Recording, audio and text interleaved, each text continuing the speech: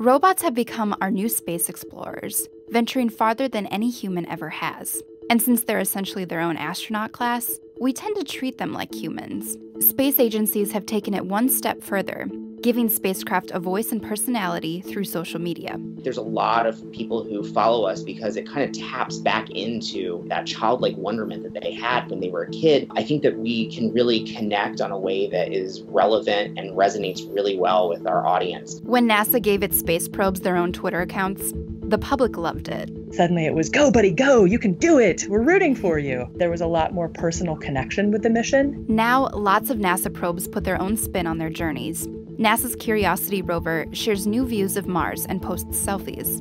It even sings happy birthday to itself every year.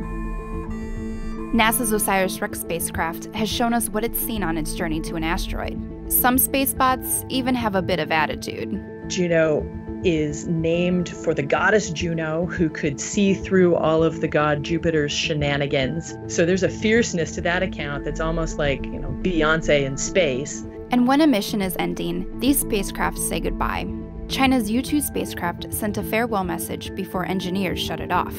And the European Space Agency shared a teary cartoon of its probe as the Rosetta mission wrapped up. People took to social media to say their goodbyes to the spacecraft and share their remorse. This emotional attachment stems from how we anthropomorphize inanimate objects, or treat non-human things like humans. And the more human-like an object is, the more likely we are to treat it as human. It is something that humans want to do, particularly when something looks like it has a face. The sort of natural human reaction is to anthropomorphize it, to treat it like another human. But some researchers are concerned our emotional connection to inanimate objects could affect how we use them, especially when things go wrong.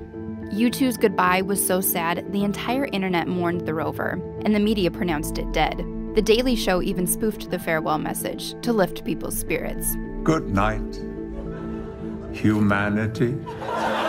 And as NASA's Cassini spacecraft prepares for its grand finale, a crash landing on Saturn, people on Twitter have shared their appreciation and said their farewells. The concern is we might not be so eager to launch another spacecraft if we know it'll eventually be lost to space.